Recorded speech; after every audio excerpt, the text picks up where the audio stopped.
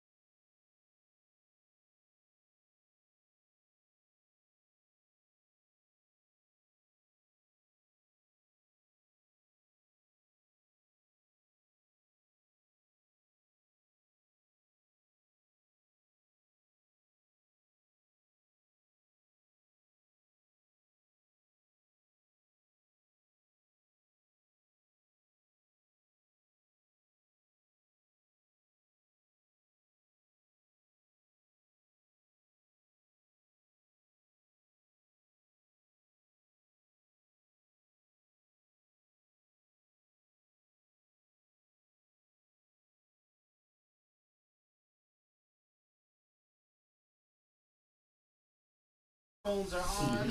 Yes, they are. And yes, we can.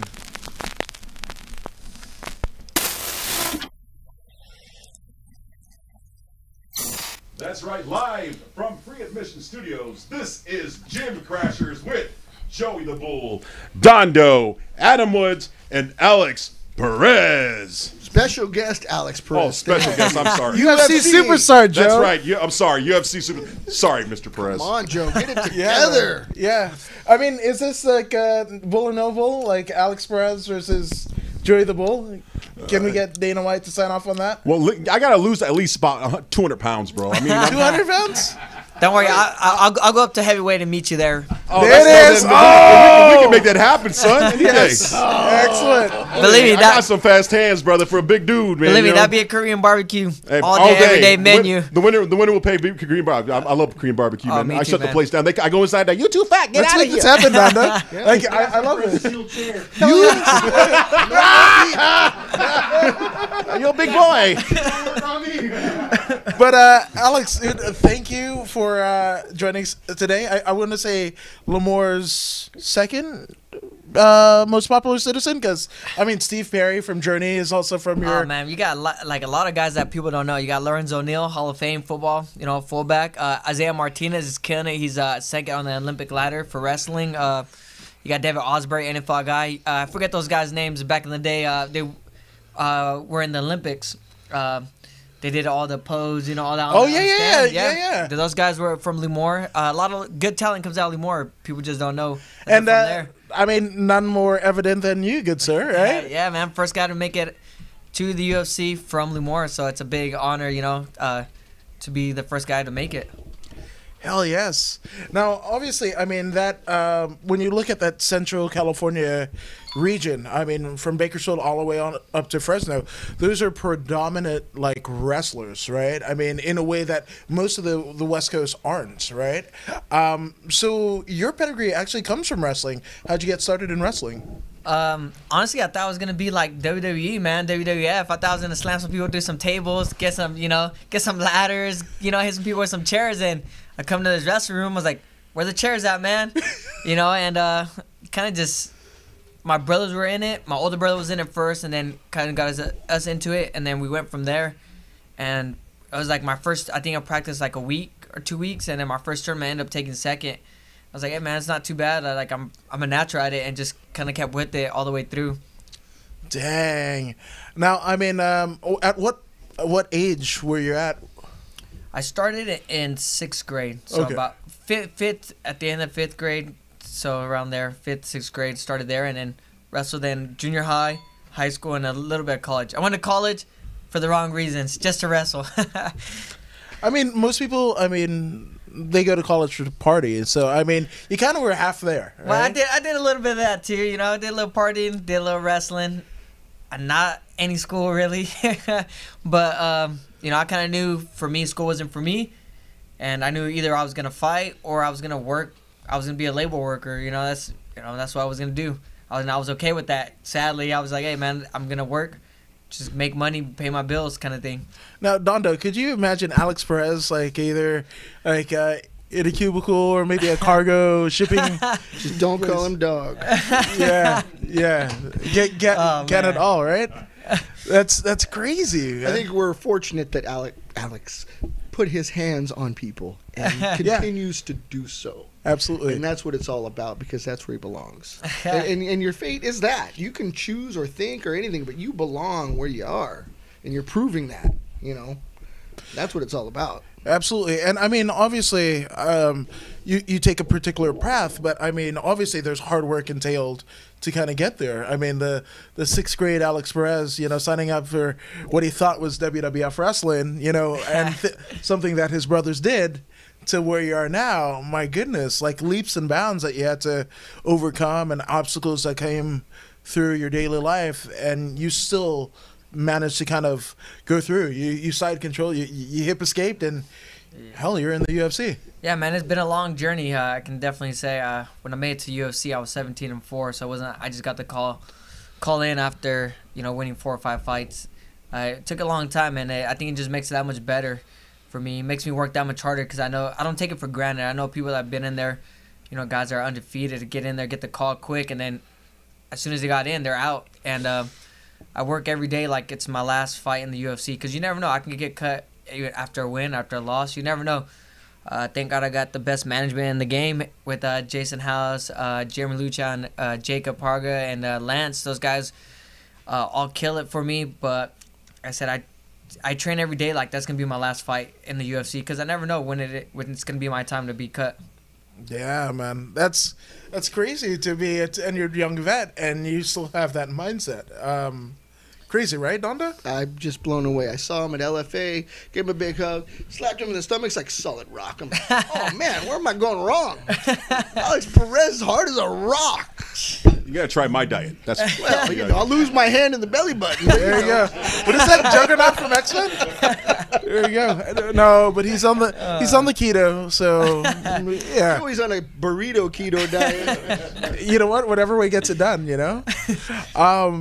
So it's crazy. So your brothers. I mean, how advanced were they in terms of their wrestling career by the time you started? My older brother was the first one started. I mean, we're just like every other Mexican family, man. We played soccer for a long time, and then my brother ended up moving to California, and he just signed up for wrestling. And my mom was like, at first she was kind of hesitant, and then he started doing good. He was pretty good at it, was a natural.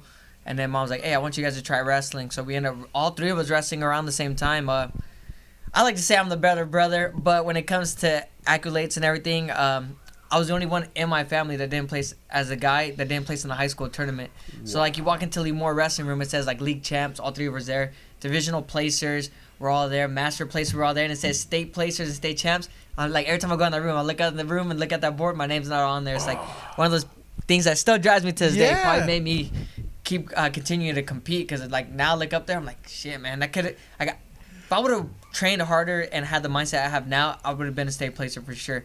Just in that time, and it kind of like I did great, kind of fell off and kind of stuff like that, but you know, it's all part of the journey. Absolutely. I mean, when you're playing a game of like outliers, right? Especially in the instance of MMA, right? What if Ronda Rousey had gotten more than a bronze? What if DC had gotten a medal, right? Yeah. And some of your championship level, you know, mindset is attributed to like that stinking feeling that, oh my gosh, like, oh yeah, my name's not there on the wall. I mean, we just saw the John Jones fight, right? Arguably one of the greatest pound for pound fighters of all time, right? And he's got two, Super Bowl winning brothers that are like, I can take John. Come on, somebody pay up. I'll beat my brother's ass. Like, I don't care. I've been doing it my entire life. Actually, his entire life, right?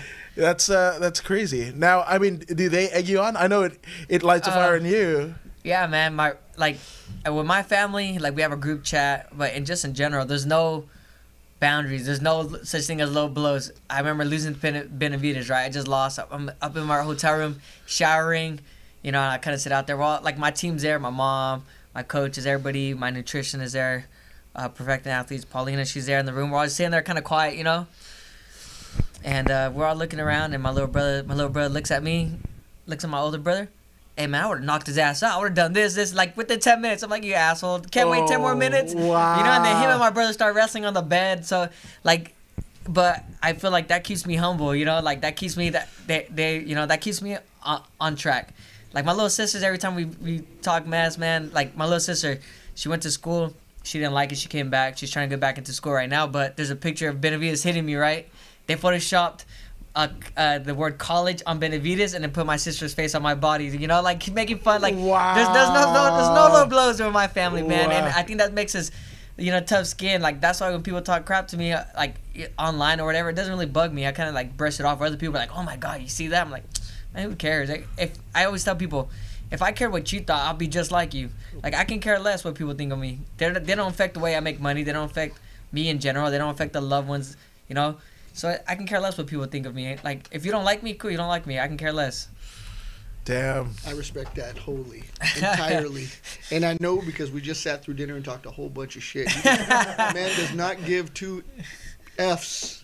He's focused. He knows what he's doing, and I like that. Because we're grinders. I mean, by nature, when we do our thing, we grind, we talk, we do our thing. And, you know, it sounds like a lot like your family, so I love that. Oh, yeah. Now, man. if you're saying grinder, is that the app grinder? Is that what you're talking about? Not that there's anything wrong with that. Tell that Will I find you on there? you'll find me not only on there, but running things. Running trains. His profile picture is Blake Troop.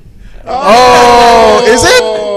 Is it? I thought he would have at least got me. Right. Damn, now I feel Except mine has 2 grenades. 2 grenades.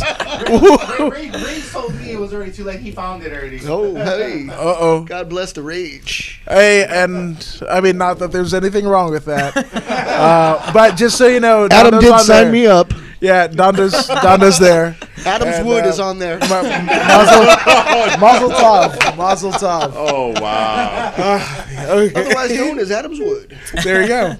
Now, you were kind of talking about like professional wrestling, right? So, if that's what kind of led you into the wrestling room in Lemoore, who are some of your favorites that you wanted to emulate? Oh, man, I used to love The Rock, Stone Cold.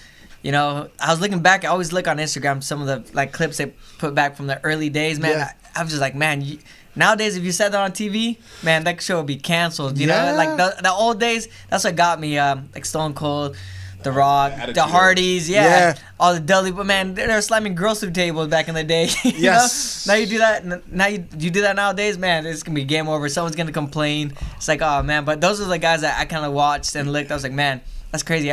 I want to jump off a ladder. I wouldn't do it now, but back then I was like, hey, I'm down. Right, absolutely. Well, it's funny because like the transition, you know, of MMA stars into professional wrestling. I mean, none other than Zeta Zhang. We've got Dan Severn. You've got Ken Shamrock. Hell, Shayna Baszler is kind of in the news right now, right? Former UFC star, because I mean, she bloodied someone and then went full on vampire and like ate the blood, a la Gene Simmons, right? So it's kind of crazy where like, you know, professional wrestling and MMA, they've kind of had a weird kind of relationship, you know, but it's kind of cool how many fighters, you know, got into it thinking, hey, I'm going to be like Randy Savage jumping off elbows and whatever, you know? I definitely thought that was him. Like, man, where's the table? Where's the chair? I want to hit someone with some stuff, you know? This is the only time I can do this. And walk in, there's a whole bunch of guys rolling around on the mat. I'm like, what the hell is this? Yeah. Now, if we were to go into the Perez household in your formative years, right, and you and your two brothers, right, and if your mom was like, she catches you guys wrestling, is it more WWE or is it more like Greco-Roman freestyle? It was mostly like it was weird because me and my brothers were like my older brother. I'm the second oldest. There was 9 of us, so there was 4 boys. But me and my 3 brothers were all around the same age, so. We really didn't fight too much, but when we did, it wasn't like, hey, we're going to wrestle. We're going to throw some blows, man. I remember punching the shit out of my brother a few times, and him beating the shit out of me. I'm like, oh, man. Like, getting beat up, and like, holy crap, man. Like, it was just back and forth. So, never really call it wrestling, because we would wrestle in the wrestling room every once in a great while. But I think we kind of avoided wrestling each other just because we don't want no problems at home kind of thing. But when we did get into it, when we did eventually get into it, it was just like, man, it was on. It had to be something super serious for us at that time to where we're going to throw blows. And I mean, we had a few good battles. Damn, Donda, what would you imagine the stakes of the Perez brothers wrestling? I can only imagine a household of savage animals just going at it, right? And Lamore, what else is there to do besides attack each other? Play football and wrestle, man. That was it. Right? That's it. Yeah. Damn. Now, growing up in Lemoore, right? I mean, obviously, we're just outside of Fresno, right? In the 559, right? Yep. What was life like there? For me, it was super simple. Like, as the town's gotten a lot bigger, but when I grew up there was a lot of dairies. There was a lot of dairies still. It was super slow. Like, we literally still to this day, we only have one movie theater. We got one high school. And then we have a private high school with like 13, 14 like kids in the graduating class. And then a couple elementary schools. So it was a super small town. Like I didn't play inside. Like I wasn't on video games. My brother's more of the gamers and stuff. I was always outside messing around. I was always getting in trouble doing something, you know, paintballing or something. Like just in the street, we're just playing football, playing basketball, whatever it was. So like I didn't really get into like, that's why I hate social media and all that stuff now. I always get yelled at by my management. You gotta post more. I'm like, man, it's not me. So for me, it's always been about being outside, playing football, playing tag, like hide and go seek, man. You know, throwing eggs at some people's houses. No, Yeah. Like I said, where you're from, I have family lives up in Visalia and Woodlake. Oh yeah, that's pretty close. And same thing. Woodlake's a very small town. Yep. It's like, and now it's grown so much. I mean, I used to go there when I was a kid, but went there recently. It just how different it changes. Yeah, it's the Central Valley's booming right now. They're Booming big getting, time. They're getting bigger. Yeah. You know, Lemore's a military town. We have one of the biggest naval air stations out there. So I mean, it's getting big, and for me, I hate to see it change because I like the small town feel. School, yeah. I love you know, down south. I love it down here. I mean, I love the food. I love everything. But man, home, I love going home. Like going 20 miles per hour on the street. You know, over here, everybody's going 100 miles per hour trying to hit you. They don't care if you're in the way or not. Back home, it's super mellow. I mean, you see tractors on the roads and stuff like that. I like that. But I love the country myself too. Yeah. Yeah. Actually, my wife's got some family in Layton. Layton, yeah. That's close. Yeah, dude, it was crazy the first time I went out there because like the only thing out there is like the Foster's Farms, farm, and like they would grow like big old chickens. I mean, we're talking like 12-pound chickens or whatever. 12-pound right chickens. Before you knew the eventual, yeah. Oh, and the turkeys would just be like half the size of the stable. Nice, Big Joe. old breast. Good job, Joe. My favorite. But yeah, I mean, but that would be it, and like literally everybody in that town. It's weird to call it a town because there's like no mayor, there's no police. Yeah, it's a small like little community. They have a fire station. That's about it. It's Yeah. super small. Yeah. And they have the Layton River, man. I've been swimming in that little thing for a minute. That place is a place to go during the summer. There it is. Yeah, because I mean, nobody really has pools. Yeah, Like, that's you where just you're go to out the there. river.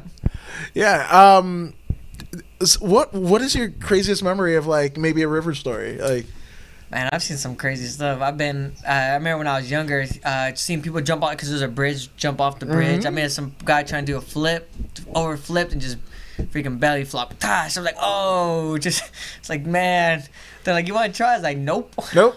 Nah, I'm good. Those are probably some of the funniest stories I've seen. See some crazy stuff out there, man. Rivers are no joke, especially you get a whole bunch of my homies out there drinking and partying all day. You know, it's like they get crazy. There it is. No, I mean, Dondo here. I mean, you travel the world, right? I've traveled a little bit, yes. Not as much as Zeta Zang in house, but I do my best. There you go. I mean, you've had to jump off of some crazy dives in We Hawaii jump or off whatever. bridges in my neighborhood in Huntington Harbor. Me and Sean do. Right there off the end of Edinger. You know what I mean? Whoa! Wait, Edinger and what? Right at the very end of Edinger. There's Okay. bridges in Huntington Harbor. We jump off all summer. Okay. So, yeah. Well, you should With see no him jump clothes over on. the wall in San Diego. I mean, That too. That's how That I was came here. easy. That's how I got here. There you go. Hey, if you can run, jump, or swim, Yeah. right? Yeah. That's why there's no Olympic team down there. They all swam here. A couple families used Joey as a raft to get around. I wasn't as big back then, bro. Come on, I'm the size of. Was that the Tito? Was that the Tito days or the Mike Tyson? Was that the Tito or the Mike Tyson days, Joe? It was Mike Tyson days. Mike Tyson. Okay. He was Yeah. a little more chubbier. There you go. Tyson, I was fit. I was a mean, loving making machine. You know what I mean? Wait, full chub or half chub? No, I was a full manufacturer, baby. Wow. Manufactured by where? Made in China? No. No. No, dog. My shit works. There you go. 10 points. 10 points. You can't see it, but you know it works. Gotta change your diapers. Hey, sometimes. Back to our guests, guys. Come on. Oh man. I have no idea what you guys are doing. These guys are crazy. Oh, man. So, I'm going to leave it at that. Okay, there you go. I'm stumped. You're shaped as a stump. What are you talking about? Half stump or a full stump? Oh, full stump. Okay, 10 points. There you All go. mushroom. There you go. No stem. That's sad. There you go. That's sad, bro. Well, I can see it, thank God. Like, is There that it? There you go. Maybe if I spit on it. Better than using my imagination. There you go. Sometimes you have to. I miss that day on Sesame Street. Right? Fuck it. Now, you're down here now, right? Is that a full-time move? Yeah, I just moved down here. We had a fighter house and then set up all my money. Got my own place now, so yeah. So Yeah. gotta be smart. Yeah.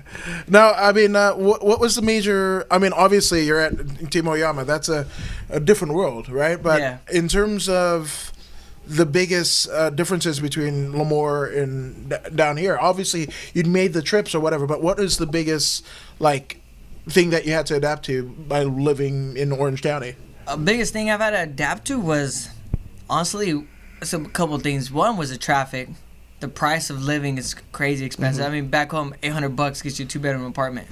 You know what I mean? Over here, man, that gets you nothing. Yeah. And then how as crazy as it sounds, how rude some of the people are. Like, I'm from a small town. I walk down the street, I'll be like, "Hey, what's up, man? How you doing? How's your day?" They answer back. They go on about the day. You tell someone that here, look at you like, "Man, you on drugs or something?" They just walk away from you. They don't answer. Cover their wallet. Yeah, you open the door for them, Yeah. and be like, oh, usually say thank you. Yeah. Oh, you're welcome. Over here you open the door. They expect you to open the door for them. It's like, man, I don't know you. I don't owe you anything. I'm doing it because I'm trying to be nice. Yeah. But that's those 3 biggest things I've had to adapt to over here. How rude people are is probably the biggest one. It sucks because I try to be nice too, and I get the cops calling me all the time. Open the door. Talk about try your to be thing nice. all the time. My thing is big. Yeah. Or is it the people Call the that? cops. Or is it the people that you're trying to lure into the van? I don't know. I don't know. I don't know. God, you gotta I got weird. But no, I mean it's weird because part of that, being in a big city, right? You don't have a lot of interactions. Like me myself, I think I've talked to my neighbors in the 4 years that I've lived in my place maybe 8 times. Yeah, and it's just like you're going, because part of the, keeping up with the cost of living is you got to figure out a way to pay for it, right? Yeah, so you don't get that interaction and the commute time, right? Everybody's in their cars or whatever.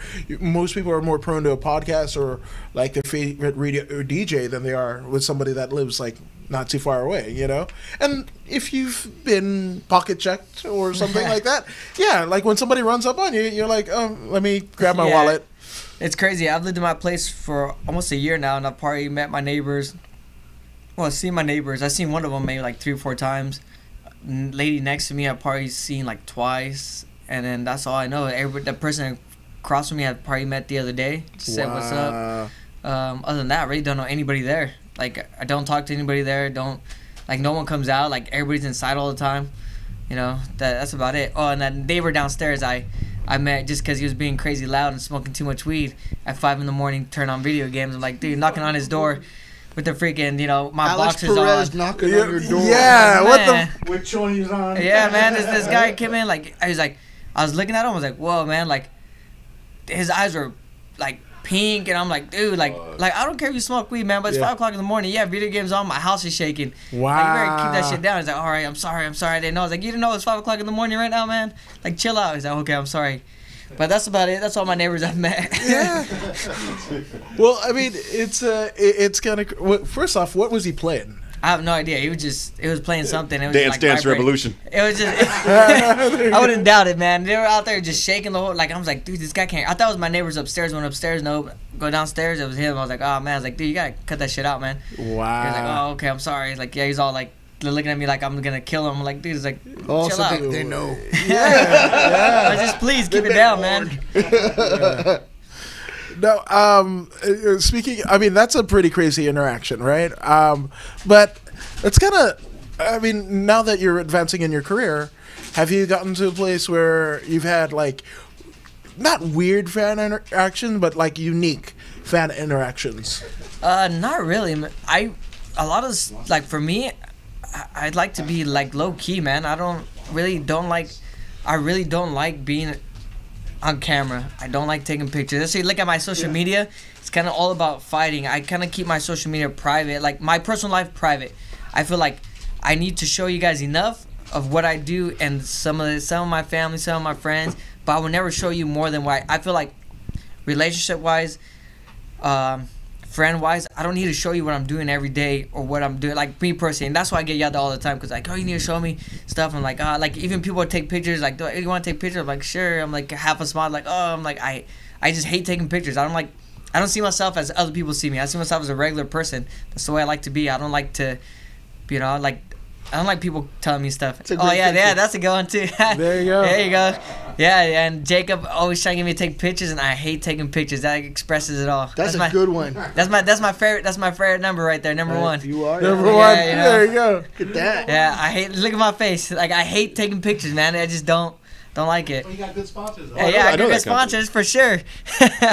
But I just don't like being on camera. Like, Now, what sponsor was that? Let's shut them out Miss there. Mary Jane CBD. There you go. Yeah, and But then that virus shoot that you Obvious did, Virus. yeah, that's dope. Virus has been taking care of me forever. Yeah. I think they've been sponsoring me for like 4 or 5 years. Yeah. Miss Mary Jane's has sponsored me for about 2 years.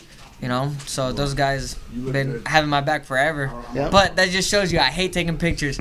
I'm like, Jacob, we gotta take pictures right now. He's like, yeah. I'm like, I dread it, man. I hate cameras. But I mean, you could have a whole second life, a second career as an Instagram selfie model. I mean, those dollar signs and followers, they don't attract you. Not really, man. I'm not a materialistic person, man. I don't care about the money. You know what I mean? I drive a 2004 Honda Elantra with 200,000 miles on that. You know what I mean? I bought it for $500 2 years ago. Do I have enough money to buy a new car right now? Yeah. Am I? No. I'm not materialistic. I don't need the money. I rather hang out with my friends, and I rather like, hey, you guys want to go out to eat? Like, I'll put a couple $100 on food. But if you're telling me like, hey, like, why don't you buy yourself a new car? I'm like, why? It's gonna break down eventually. Like, I'm just like, it's not me. There it is, man. Dondo? I mean, you're kind of the. I love that he is that way. I mean, it's the real thing. So, waited a long time. Alex, I've known for a while. Robert's shot some stuff for him for Virus, some great stuff. I know he doesn't like doing photos, but the stuff that Robert did was amazing, and I just loved it. I mean, top athlete stuff. I mean, just great stuff. I wish he could put it up. He probably doesn't have the archive, but gosh, and now we got you because a busy guy traveling the world, top of the food chain with UFC. There's so many questions. So how do you narrow it down? But we know you come from Lemoore. We know your heart is at home. You know what I mean? You're here. You got a new family at Team Oyama. But how does that transition? Obviously, you're into wrestling. When do you become a fighter? I mean, is that at the Tachi Palace? Yeah, man. Like I said, like when I first started training, I used to train in a garage. People like I did 3 amateur fights. I turned pro when I was 19. My record was like 3-2. Like 3 wins. I ended up losing 2 back to back. And kind of like, man, I'm gonna quit. Like, isn't for me. Just get a regular job. But then in my head, I thought I can't lose, quit. Like, I can't quit being a loser. So then I was like, you know what? I would take one more win, and came out winning 10 in a row. Won a Tachi title. Lost to Adam Antolon. I ended up being on the Ultimate Fighter after he beat me. Then I ended up losing to Jared Papazian. And then I kind of like sat there in the room with Coach Oyama, and then Coach Oyama kind of like, hey man, like you can do this, man. Just move down. Like that was on a Thursday night, and I remember I was like, all right, I think about it, kind of thing. He's like, nah, move down. He texted me throughout the weekend. I was like, hey man, can I stay back and work? For a week or 2, I gotta pay some bills or whatever. Blah blah. He's like, nah, keep your percentage. Don't worry about paying me. Just move down here. Wow. And I kind of just thought about it, and I was like, man, you know what? If I'm gonna do this all the way, I might as well move down there, give everything I got. In the worst case scenario, I didn't make it, but I knew I did everything I could to make it. And I went down there, and I remember fighting at Tachi, being one of the very first fights of the night when they used to have Tachi Palace outside in the sun, man. And then going from there to being the main event, to being co-main event, and I think I had like 10 fights at Tachi, man. So I credit a lot to Tachi making me who I am today, and I credit Coach Oyama for taking the chance on me, because he could just been like, all right, cool, quit. He gave me the opportunity to move down here, and that's huge. Ever since then, I've been on a roll. And then credit to my old team, Team Ochoa. Mito Morales was in my corner this last fight, but he's the guy that got me started. That guy used to have practice at his house, had mats and everything. He used to drive from his house. He lived about 5-10 minutes away from me. Pick me up to practice, take me back to his house to practice, and drop me back off at home. For months. Just loved it. Wow. Yeah, he's just like, yeah, man, I'll pick you up. He used to do that all the time, and without him, for sure, I wouldn't be here. Without Coach Oyama and my team, Coach Mito, Jeremy, Jason. This is before Jacob was even in the picture. Sure. Wow. Coach Oyama, all those guys, Coach Jivo Santana, all those guys tell me not to quit, tell me to keep pushing. I wouldn't be here without them, that's for sure. And I write all these, everybody laughs, everybody bitches about percentages. I gotta pay this much percentage. Man, I won my first bonus. Right, and I was like, man, I was happy writing the percentages. People were like, man, I paid everybody. I was like, yeah, it's obviously it sucks because you're giving money away. Sure. But I give money to people that deserve it. Yeah. Coach Oyama's putting so much time and effort into me. My strength and conditioning coach, Corey Beasley, I've been working with him for 5-6 years. Wow. Coach Oyama 5-6 years. Jiva, I've been working with him for 5-6 years. Jeremiah just started working with them, but I started paying everybody. I'm grateful to pay those percentages to those people, and Jason and all them. They've been with me for my first fight, giving them what they deserve for the time they put into me. And I feel like that's I don't know how other people feel. I feel some fighters are like, oh, I'm only going to pay this much percent. I'm like, man, I pay them what I feel they deserve to get paid. And I don't ever question. If they ask me, hey, this is, if they've never told me, but if they were coming to me one day and ask me, hey, that's not the right percentage. Okay, how much is it? I don't mind writing those checks at all, because I wouldn't have what I have now without them. Absolutely. Now that's, yeah. I love that. It comes from the heart from this guy, so. And it's a worthwhile investment, right? If you're looking at the people's time, or almost financial investments, right? If they've invested such amount of time, even the fact that Colin Oyama, who's one of the top MMA gyms, top trainers in MMA, him going hey, you got something, kid, move down to SoCal so I can really take you under my wing. That's got to be really cool, right? Yeah, honestly, I've when I first moved down to SoCal, before I moved, officially moved down here, I didn't even know Coach liked me. I just showed up to practice, and I really don't talk. I show up to practice, do the work, see it later, shower up, go to sleep. Because I used to stay at the gym. He used to let me stay at the gym. And I used to just every day just show up like that. I didn't even know he liked me or anything. And then like finally we started talking. The reason why we actually exchanged numbers is because Carla Esparza broke my nose. Wow. Right before I was supposed to fight, she freaking kneed me in the face and ended up breaking my nose. And we exchanged numbers, and ever since then, like I look to him as a father figure, you know, and I can always go to him for advice and stuff. And yeah, man, it's always great to hear one of the best coaches in like MMA. Like he doesn't consider himself he just considers himself another guy. But I mean, this guy's been in Pride. He's won championship fights. He's been Bellator. He's won a title. UFC's won a title. He's close to winning one in Pride with Rampage. Yeah. Coached some of the best guys in the world. So like when I finally realized like, oh man, this guy like sees something in me, I was like, man, it's a big honor to have a legend in the sport, have someone like that look at you in that way, feel like, oh man, you can do something. Yeah. Yeah, because when you're talking about 10 fights in Tachi Palace, you had to be the biggest thing coming out of that region. At that time, you were at the top of what was going on. Yeah, a lot. Like Tachi Palace is a big promotion back in the day. I mean, you have so many UFC vets that come out of there, and Bellator vets, and guys that have made it, like Chad Mendes, Joe Soto. You got those guys in the UFC. Chris Ogier was one of my training partners at Jivas. Those guys all made it to UFC from there. You know, you still got hundreds of guys. You got Alec Joe Ban. I remember fighting on cards with Cody Gibson. Those guys all made it to UFC from there.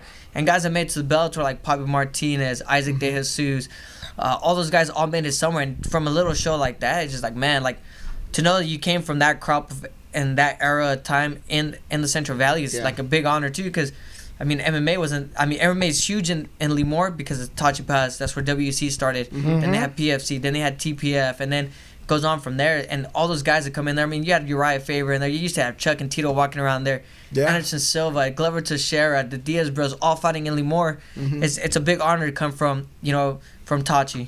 No, we would hear about it down here. I mean, we're 3-4 hours away, and a lot of Orange County people would go up and fight. I know Russ Mura fought up there, Adam Lynn, those guys all went up there. So you got Nam Fam, you got all those guys that fought from here, like drive down and fight out there. It's like that was one of the biggest promotions that you fought for, and I'm glad that came through there. Absolutely. And it's funny now because with the advent, there's so many different promotions about, right? And whether it be King of the Cage or Lights Out, right? There's so many shows that people get the rub. But, I mean, Tachi Palace Fights, that was pretty much like the feeder system to the UFC for a long time, almost a decade. That's it was a different breed of fighters then, too. Absolutely. You know what I mean? And the game's changed again. Yeah. Athleticism has really changed. Yeah, it was. I think Tachi Palace was, like, towards the end, like, because MMA is still super new. You know what I mean? Girl MMA is super new as well. Women's MMA is super new. MMA is still super new. It's not like the NFL has been around for, years and years and years. Decades. Like we still got a lot of growing to do. So like I'm still in that like newer era where you could have been dominant being just a wrestler. You didn't have to be such a well-rounded guy. And I think that's what saved me. Because some of the guys I look at now, like man, if we fought back in the day, man, these guys would have killed me. Yeah. Like I have a teammate, Desmond Torres. Like, if we would have fought when we were in the same record, he would have killed me. He was 100 times better than I was. Wow. That I am now. But that's just the times have changed. I focused on wrestling, and then I became a MMA fighter. Where now kids like Desmond's been training jiu-jitsu, wrestling, stand up, and everything since he was younger. So he's like, it's a new breed of guys coming in. I was in the first part where like it's okay to be a jiu-jitsu guy or a kickboxer guy or be a wrestler. Like you can win fights like that. Now you have to be well-rounded. It doesn't matter if you're starting out as a amateur or as a pro. You still got to be good at everything because everybody's training everything now. It's not like back in the day where I was gonna be a wrestler with punches. You got to be well-rounded. Sure. Yeah, it's not just falling in love with the ground. You got to get busy. Yep. And guys like Desmond, you bring up a good point. They don't know a world without MMA. It's already mixed. Yep. So when he steps into there as a kid, it was already mixed. So he's already getting a full spectrum of education for hands, for legs, for rolling, for everything. So that's a whole different animal. It's kind of cool to see that it comes to that. And again, being in its infancy, things will grow and change again. So that's exciting to be a part of that. So I love that you bring up that point. So when do you see yourself evolve into a mixed martial artist? Because wrestling's key to you. That's a natural thing, but then when do your hands come into play? I think it started when I moved down here. Like, back home, like let's say we trained in a garage. I had a boxing coach, I had a wrestling coach, and then I had my MMA coach. But now it's just everything's under one gym. I got my jiu-jitsu coach. Yep. I got everything all under one gym where they put everything together. And it's not just all about striking when you're going with the striking coach. Like, if for MMA, you can't be a boxer. You can't go to boxing class and think you're a boxer because you're not a boxer. Because if you put me, like, I feel like I got decent hands. But you put me in there against a pro boxer, he's probably going to knock me out. It's a different game. You know, it's a whole different game. But if you put a boxer in MMA, even if we're just standing, if I just level change or if I do something, you know, if I fake a kick or something, right, he's going to have to react to it because he doesn't know what I'm doing. So it's two different games. So I feel like I started becoming an MMA guy once I moved down here and started being able to put everything together. I didn't see the big picture at first. I was like, I can just go to boxing. I can just do my Muay Thai. I can just do my Jiu-Jitsu, all separate. And once I started putting everything together, I was like, oh, man, this is why people are that much better down here or wherever they're at, because they're putting everything together. It's all under one roof. The transitions are different. Yeah, it's very, very different. If you're just boxing, it's boxing. But boxing with wrestling is a whole different game. Yeah. You know, you can't do the same things you would in boxing. Sure. Rolling with strikes is a whole different game. Yeah, exactly. Most people don't know what that's about if you're just rolling. So Yep. it's a whole different world. It's kind of amazing that each discipline still exists on its own. Right. When people go to put it together, you're swimming with sharks. Yeah, it just all depends where you're at and stuff, and then you find out that way. Because I roll with jiu-jitsu guys all the time, and they'll tap me. I'm like, okay. And then we roll MMA jiu-jitsu is a lot different, man, because I'm punching you in the face. You got me in this position. I'm gonna crack you in the face a few times. They see that black Open belt. your guard. They see that black belt goes to white belt real quick, you know. Yeah. So it's a different game, and you have to respect every aspect of the game. I respect boxers. I respect Muay Thai guys. I respect jiu-jitsu guys. I respect wrestlers. That's right. But when it's MMA, you still got it's a whole different game. You still like the jiu-jitsu guy might not respect that MMA jiu-jitsu guy because you might be better than me, but once I put a fist in your face, you're gonna respect me then. Yeah, that's for sure. Now, how does working with Corey Beasley change things? Because the athleticism is a big part of what I see in UFC right now, and really separating people from just being a fighter or someone who can actually go into deep water 3, 4, 5 rounds. I think it's for me, it's being like consistent. Like I'm very consistent. After a fight, if I win or lose, doesn't matter. I'm in the gym on Tuesday. Like I'm in the gym Monday if I'm not hurt. Even if I'm hurt, I'm still at the gym. I'm trying to help coach, trying to understand why people are doing certain things like game planning and stuff. But then Tuesday, I'm still lifting. Like I might not be able to, like if my hands hurt, cool, my legs are still good. My legs hurt, my upper body's still good. So I always find a way to do it. Consistency is the key. And Corey always says that. And his game is elevated because I've been so consistent. I've been with him for 5, 6. I've been with them 6 years. Yeah. You know, it's funny because he looks at old pictures that we have together. I'm just a skinny little twig. I used to go walk around at 135. You know, now I'm walking around way bigger. Korean barbecue. Yeah. Shout out to Korean barbecue. You know, so like that's the biggest thing is just being consistent with everything. I'm consistent, and he's like. And the thing that I like about Corey is that he doesn't know it all, and that's okay. Because if I ask him a question, he'll be like, let me research about it, and then I'll get back to you. He's not a guy that he'll tell you something because he thinks it's right. He'll be like, wait, let me tell you. And that's what I like about him. He's not a know-it-all. He's willing to like learn. He goes and talks to everybody. He runs Fight Camp Conditioning. You know, he runs a website, does all that stuff, does great interviews with people. But he's learning from everybody, and he's not closed-minded. He's open-minded. He's like, oh, okay, let me try this. Or he's always trying to learn different things, and that's what I love about him. Yeah, I think it really brings out the best in the athletes that get to work with him. So it changes the way that you fight. Oh yeah, definitely. You know what I mean? The confidence you have in your training, the confidence you show out there. Now, you're talking about Corey. Now, watch this video with the neck workout. Can you explain that? I think we have a video. There it is. Hey, that's my boy. Oh, you gotta hit the play button. Oh. Well, I'll tell you what, though.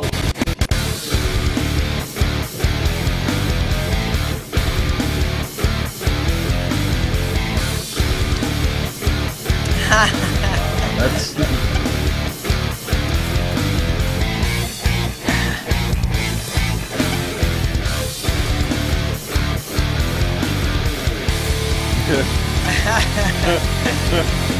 All I can tell you is that make sure you have a strong neck. That's about it. I know Dondo was smiling over there like, yeah, I'm going to get one of those at home.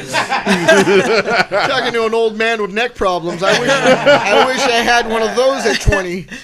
No, But that's kind of amazing because you look at old footage, right? Of boxers and wrestlers and catch wrestlers and what have you, and that's one thing that they would always do is strengthen your neck, right? And now it's kind of like new again, right? Yeah, I think everything just goes in phases.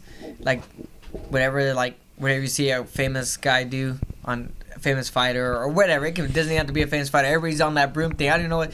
I woke up this morning. I was like, what's up with this broom shit? You know, like everybody's holding up their broom. I'm like, I have no idea what it is. You know, one guy did it and all of a sudden it's famous. You know, it's just a trend. What is it? Yeah, it's on Instagram and Facebook and all. You just grab your broom and you hold it up and it stays up by itself. There you go. It happened at Right work. there. At work. Yeah, Yeah. people were doing it at work today at my place, I was like, and I was like, what the hell? But I thought it was poltergeist. It's just a trend, you know. Every guess. trends come in and go. Yeah. It's a science thing, like the way the gravity. Give Robert the microphone. It's really not. It's just the shape of the bristles. If you put it right where the bristles are hitting the edge of the floor, it's like the balance. This is a guy Yeah. with a lot of bristles. we Of course. We know. Of course.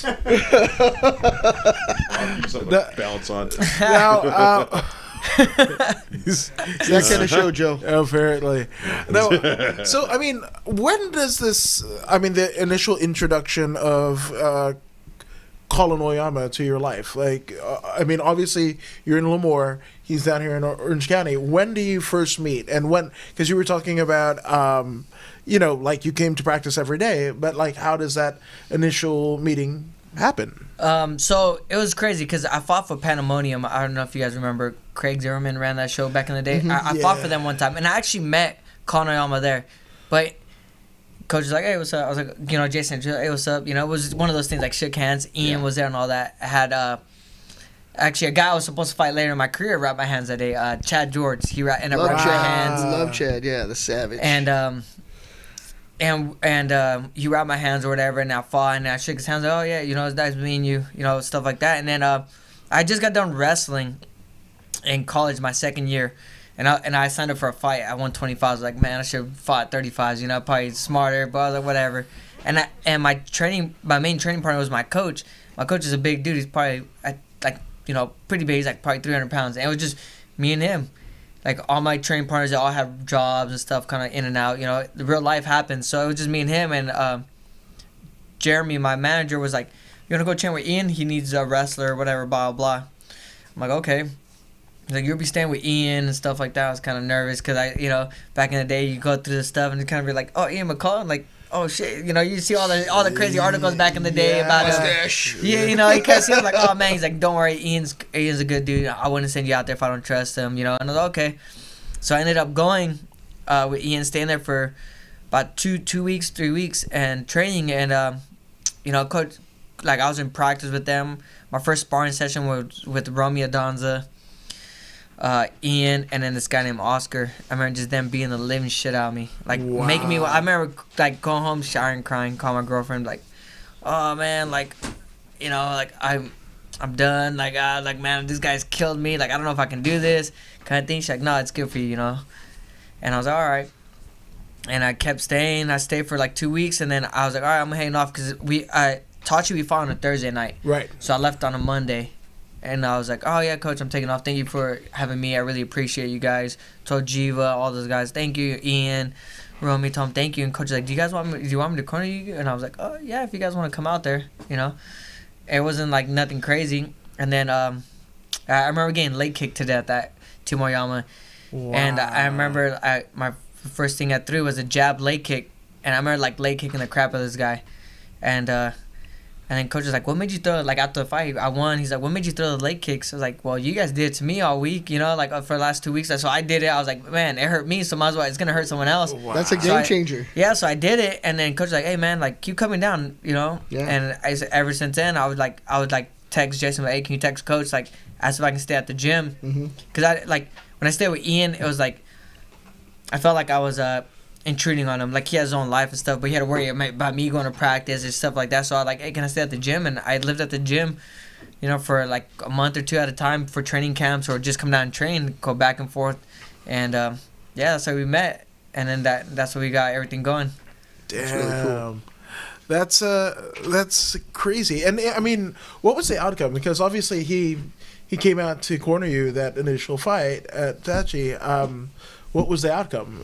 Leg kicks and all. I ended up winning by decision, but like even the other corner was like, man, because back then I was just like primarily like a grappler. You know, I'd wrestle, like hold position punch, ground and pound kind of thing.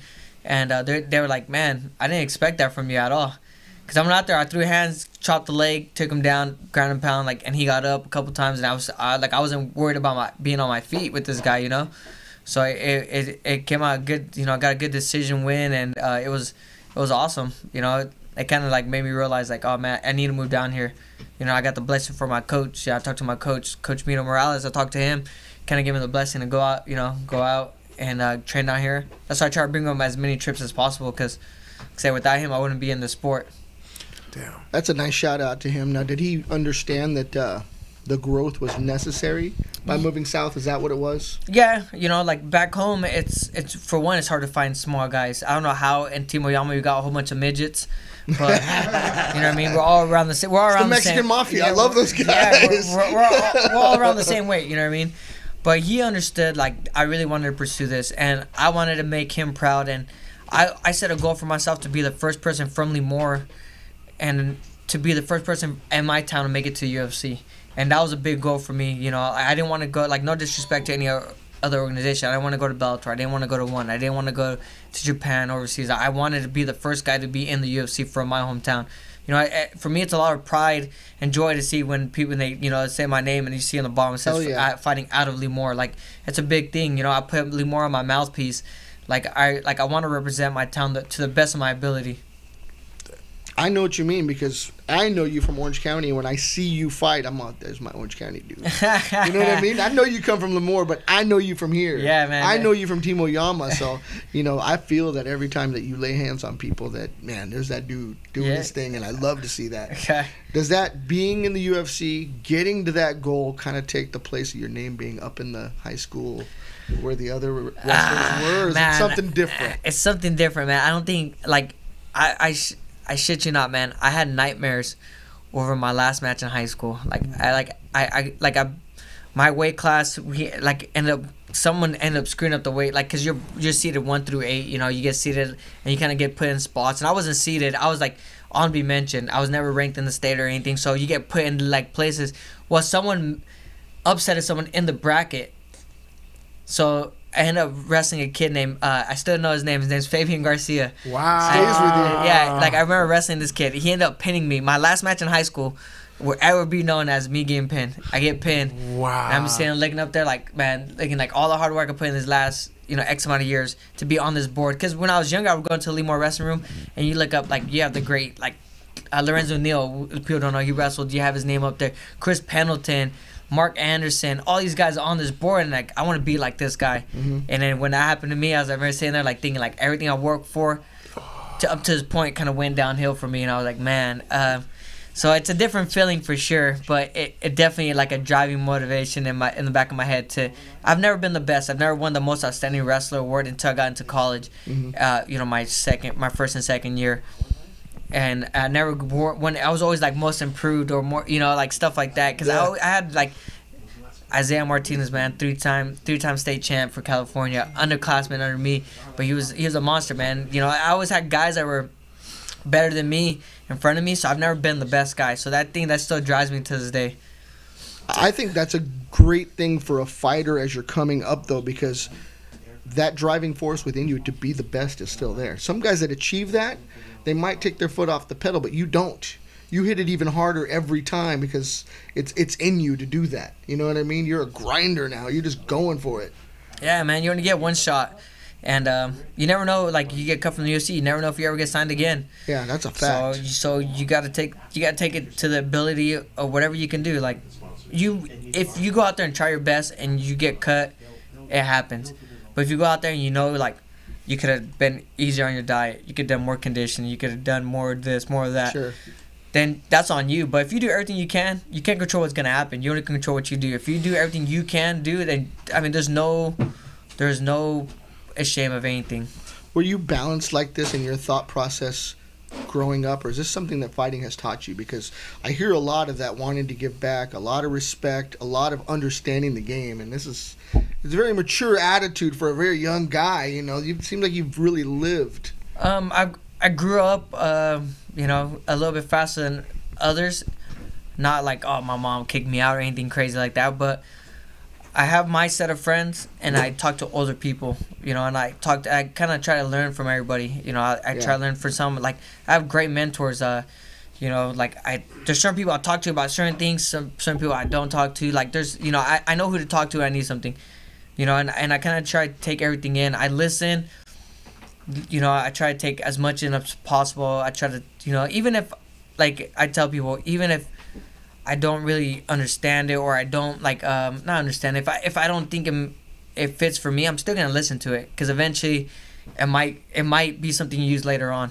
So I try to listen to everybody, you know, ask my friends for advice all the time.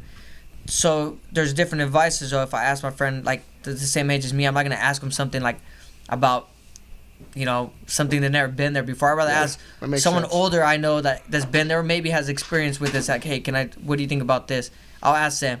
My friends, if it's something like I know they've been through, I'm like, hey, what do you think about this kind of thing? So I kind of pick and choose who I ask things to, you know, or like Coach Colin, I'll be like, hey, Coach, what do you think about this, or anything. So I kind of figure out who I talk to, but I try to take everything in, try to really understand people and really understand situations. That's cool. That's a great way to be. Now, we want to thank some sponsors as we move forward here. So, it's already got that shirt on. I don't know if you guys saw it earlier on Corey Beasley, but Fight Camp Conditioning is definitely one. What are some other sponsors that you can thank? So 2019 was a big year for me, like recovery-wise. I got injured, so I really don't take any supplements or anything.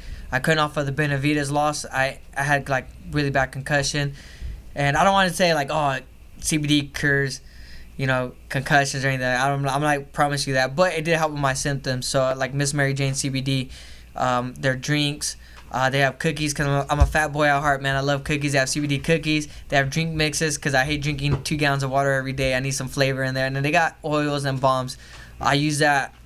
I drink the oils twice a day, every day. The balms, especially during training camp, it helped me a lot this last training camp. You know, the cookies help me sleep, and then drink HRW, they help me with my energy, like recovery after and before practice, like getting my adrenaline up, getting me ready to go. And they have their bath bombs. I use it. I take Epsom salt baths and bath bombs every night. Those 2 biggest guys that really help me. You know, I got Lace and Loop. Those guys are always great. They've always sponsored me. They always help me out. Great gear, great stuff. They have really great sprays. So you're not the smelly kid in class. I always tell my students, like, don't be that guy. Don't be that guy. Don't be the guy that hits harder and hits harder with the smell. You know, like you gotta be clean. Those guys. I got, man, who else do I got? I got a couple other sponsors I can't remember on top of my head, but those are the main ones that guys that always help me out. They've been there. Shout out to the Alarcon family, ATTC. Those guys have been with me since the Tachi days. Right. Have supported me tremendously. They've traveled from Orange County to Tachi and drove back that same day trip, you know, back and forth. I love that family, love everything they represent, everything they do. The Areola Brothers Wrestling Camp as well. Those guys are cool. They've helped me out. They're good dudes. Corey Beasley, of course, been with that guy forever. I love that guy. I love his sense of humor. I love the way he just tells us what to do, and that's our motivation. You know, he doesn't have to hype you up. He's not gonna call you champion or anything like that. Yeah. He's gonna just tell you, hey man, do this and lift as heavy as you can. If you need help, let me know. I love that about him. That's real. Everybody at Team Oyama, you know, Team Oyama. That's a family, dude. Everybody at Team Ochoa. You know, you guys for having me. I just want to thank everybody. Oh, hell yeah. We love that. I'm so proud to have you here. I mean, we've known you for a long time, but, you know, you're a busy dude. So getting you out of Irvine's hard.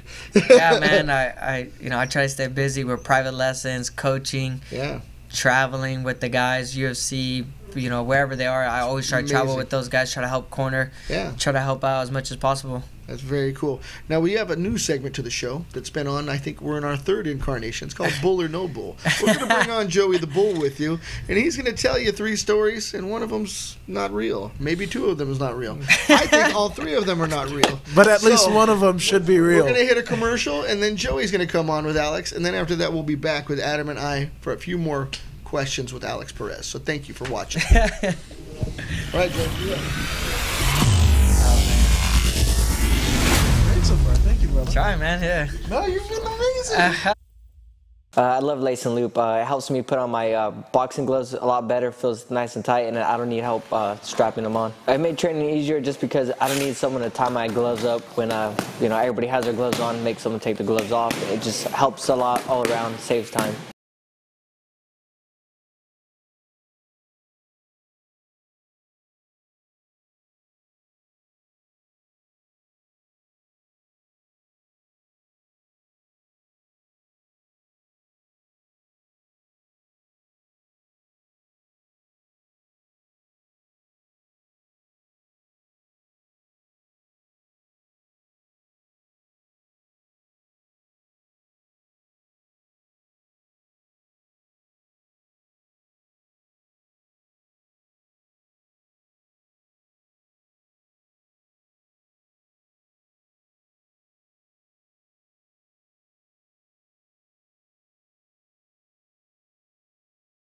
Adrian, ready, and action. That's right, folks. Once again, it's me, Joey the Bull, with Bull or No Bull. Got Mr. Perez in the house. What's up, brother? How you doing? Good, man. How you doing? Great, great. You know what? Segment it's like this. We do it every week. Last week's winner from our Bull was Peg Nasty. He's getting a shirt. Peg Nasty. So the story that was true was I had 3 stories last week. One was about Tank Abbott. Second one was about me shitting in a red-eye plane that I couldn't fit in the toilet and I had to open the door to shit in the red-eye. And it sucked because I'm a big dude. And then the last story was, I think it was Tito Ortiz. I'm sorry, Kimbo Slice. God bless him. But the real story of last week was the whole thing with Tank Abbott. Back in a while back, I had some guys hit me up back in, I say, 2002.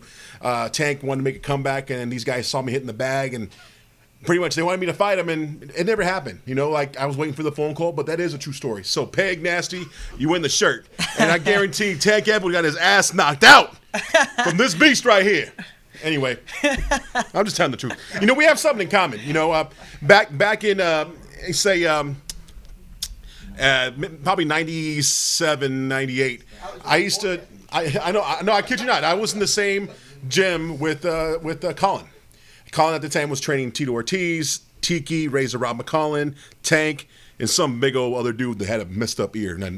But Colin used to hate the fact that when I used to hit his bags, these little springs he had, I used to break them all the time. So he used to tell this coach Tyrone. Tyrone, hey. Remember Tyrone?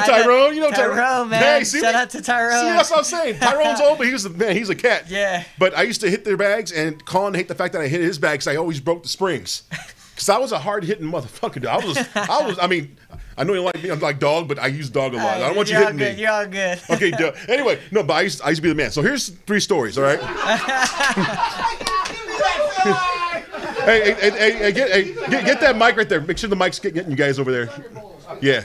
So no, you can turn it on. It just make sure you guys hear you guys. Okay, so here are 3 stories. One of them. What's up, brother? There's the Mr. Bullshit. Okay, I got 3 stories here. First story. I would say about 5 years ago, I was out with the ladies, right? And we went to a drag queen show. And I was thinking, this is something I want to do. I might want to try it, when I'm makeup, shaved face with the wig, I'm a sexy bitch. So I was like, what the hell? I tried it. My stage name was Charissa con Huevos. And I wound up singing, dancing, and I wound up taking 2nd place. That was the first story. Second story.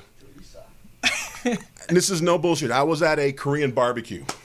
I was there for at least 2 hours. I ate a lot of food. And they had these stupid plastic chairs. They're not the ones that you see in the backyards, the white ones. Well, usually I double up, but they didn't have any double ups there. So I was sitting down, I was eating the food, I was enjoying it. The guy's like, oh, hey, big boy, you want some more food? I go, yeah, I want some more food. So he gave me more food.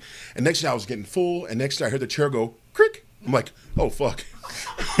And I'm like, I'm still eating, trying to keep cool because I'm with a whole gang of friends and stuff. And next thing you know, that chair exploded. And I hurt. And the problem is I hurt myself. The food fell over my belly, and I was done. So that's story number 2. Now, story number 3. Back in, I would say, 2004, I got this boy, Razor Rob McCollin. You know, he used to train these guys back at HB off of Beach Boulevard, the old gym. You know, it was on this side of Beach Boulevard. Yeah, there you go. And next thing you know, he's like, hey, we got Aaron Brink. He has a fight coming up, but we need some sparring dudes. And my brother and I, we used to be like the Basham brothers. I mean, we had people like Joker, Mike Guyman used to call us up. Used to have all these cats that call us up because we were like, I mean, I was the hands, my brother was a wrestler. And then back in the day, dog, I was a mean motherfucker, dog. I don't give a shit. People may joke around and talk shit out there, but I was a tough fool. I mean, at 220, I had fast hands. I mean, I told Tyson I'll beat his ass. I told Tank Abbott I'll beat his ass. I even told Tito Ortiz that in his stand-up, he won't be able to handle this beautiful beast. As a wrestler, yeah. Ground and pound all day? Yeah, he'll be grinding and pounding me all day. But I guarantee one-on-one, full-on round boxing, I'll guarantee I'll knock his ass out too. And that's I can say this right now on the internet. I don't give a shit. Hit me up. You have me on Instagram, Facebook. Tell me what's up. But Aaron Brink, let me tell you, this guy, you know, he wanted to spar. So I was sparring. I was lighting him up because, you know, as MMA guys, they have a wider stance. And he wanted only hand work. There was no kicking involved, so I'm just pounding him. I'm hitting him. I'm hitting the same spot. Next thing you know, I start breaking him open. He's bleeding. He gets pissed. So he goes for a big old monkey punch. Boom! Hits me so fucking hard. Yo, I got pissed, bro. Like, I was like, dude, what the fuck? And I'm like, all right, fool, you want to get crazy? And he got my face, I got in his face. And I was about to lay it in, and Razor Rob comes in between us, and Tiki comes and pulls me back. I go, fuck this guy.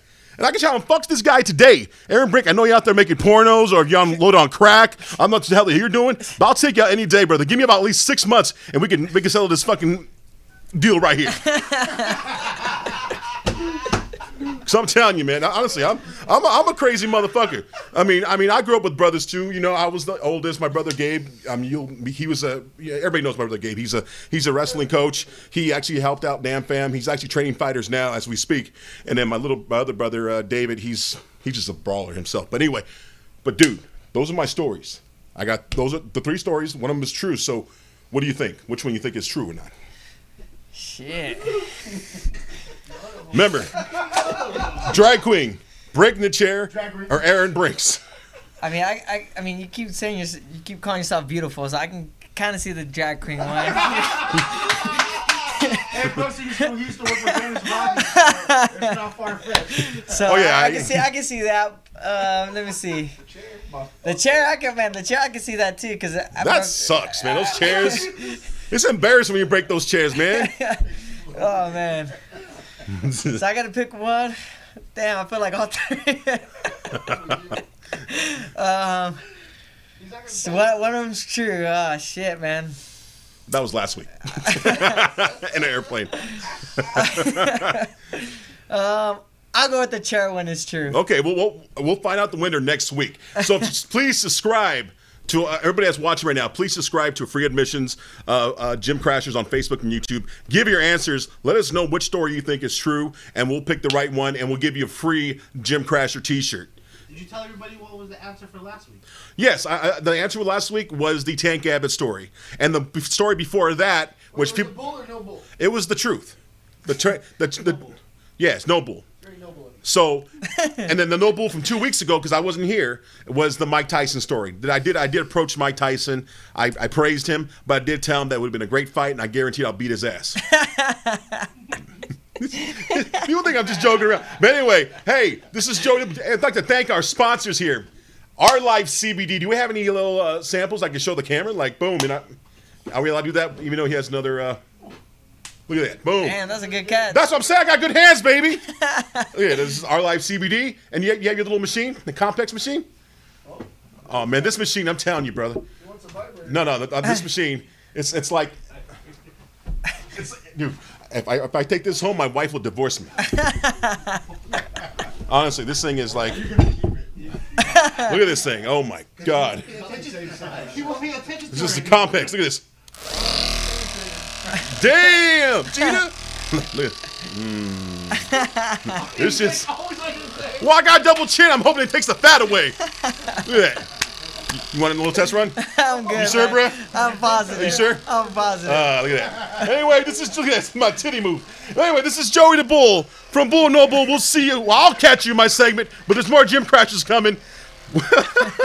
Peace out.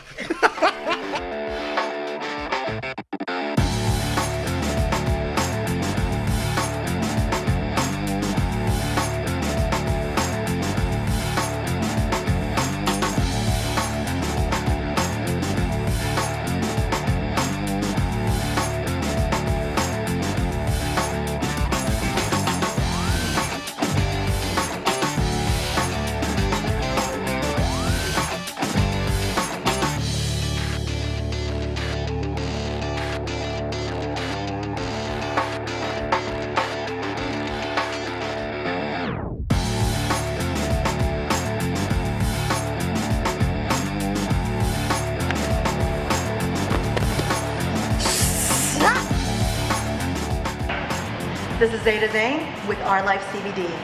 From our life to yours. I'm gonna say We're back this. on, guys. I'm gonna say this that I've been to dinner with Joe and he's blown the chair out. So I that one might be real.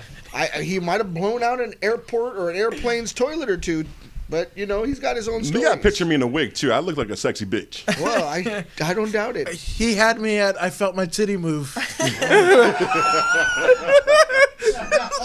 Jiggling, baby. You like him that size, huh, Woods? Anyways, we're back with Alex Perez.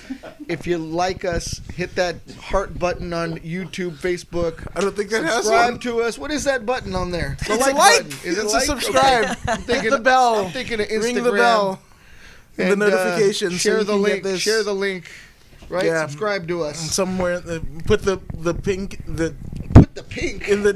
No, Check never it out, mind. Joe. Anyway, The Red Rocket. again. Oh man. Teresa con huevos. Teresa Coelhos.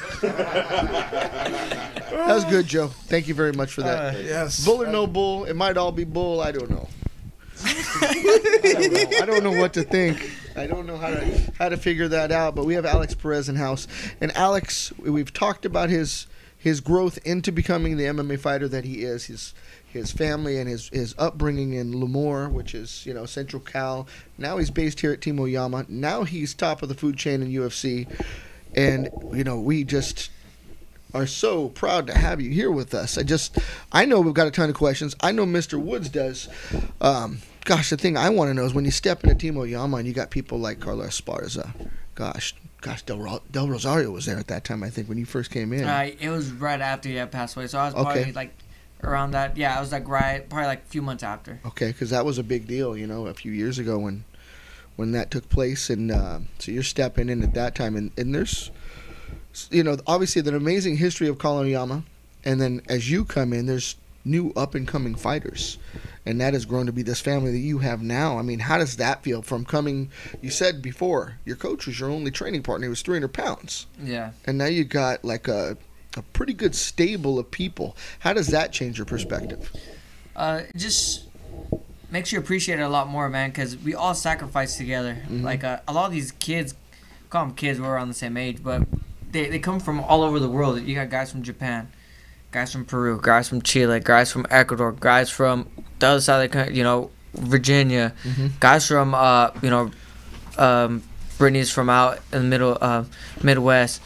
You got guys coming from all over the world to train together, and we all sacrifice certain things. Like, I'm grateful. I sacrifice a lot, but I'm grateful that I'm only a 4-hour drive away from my family. My brother lives in Long Beach. He's a cop there. He's an officer there in Long Beach PD, but I'm grateful that I got I can just go home like 4 hours away. These guys have to take a plane, stuff like that. So it makes me grateful and makes me, want to help them more because they stay back on holidays. They stay back on, birthdays and, stuff like that. Mm-hmm. And it makes you appreciate a lot more than taking it for granted.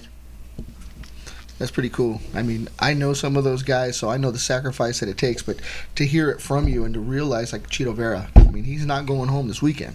Yeah, man. You know what I mean? A lot of people don't know when Chito first came down here. He was without this is why I respect him a lot. He was down here. He had just had he had his daughter. She was I forget what it's called, the illness she had. She was sick.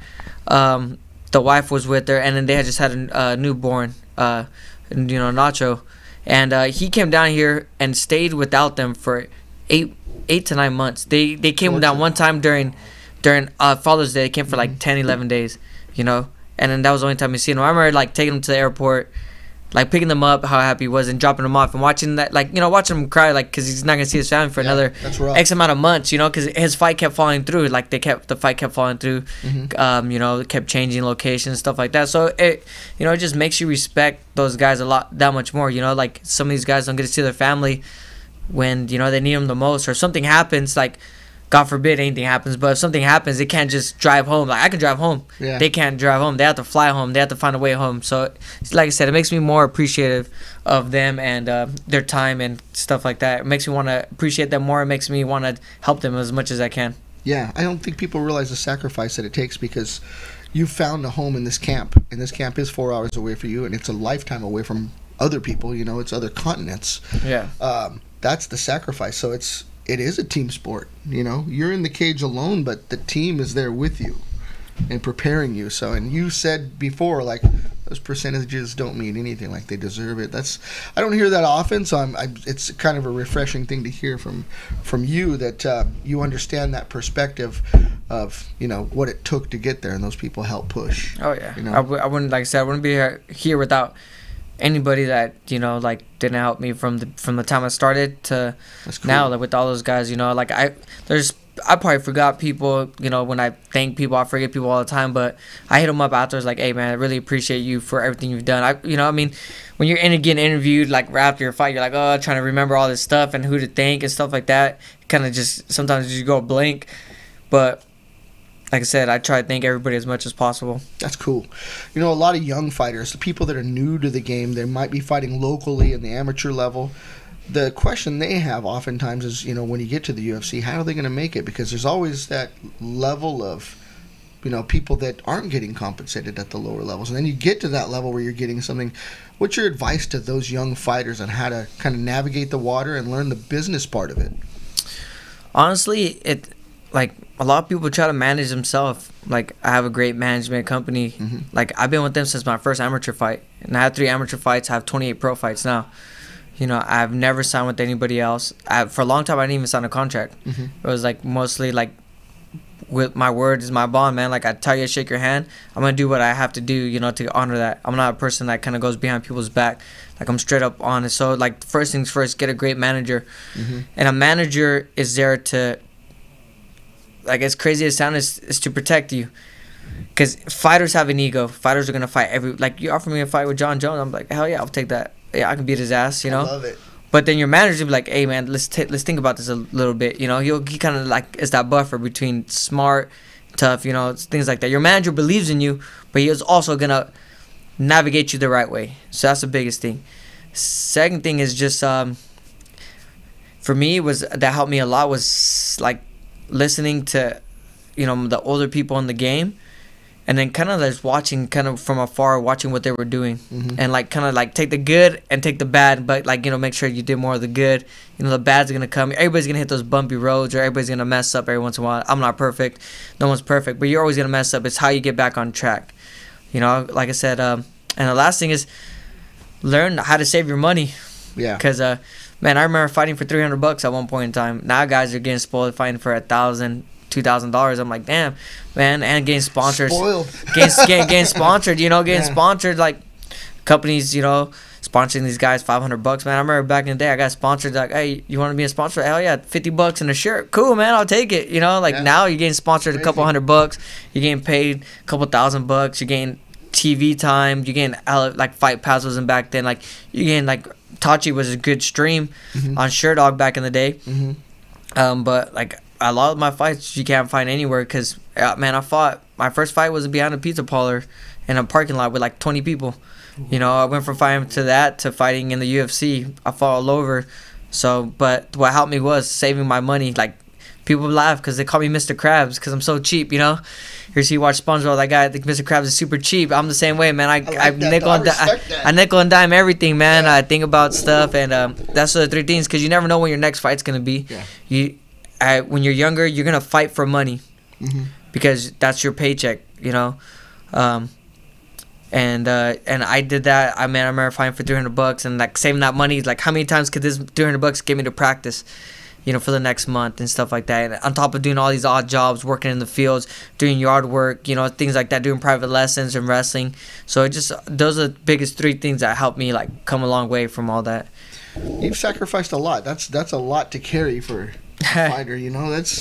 I don't hear that a lot, that guys are doing so much, but you know, working privates, working in the field. I was like, what the heck, what's that all about? Yeah, man, had to work in the field, you know. Crazy. Like, gotta make money somehow. I gotta pay the bills, you know. It wasn't like I didn't come from like a rich family. I didn't come from like, my mom supports me now. She's always supported me. I shouldn't say she supports me now. She's always supported me, but our rule for our house is, and it's still true to this day, either you're gonna go to school or you're gonna get a job.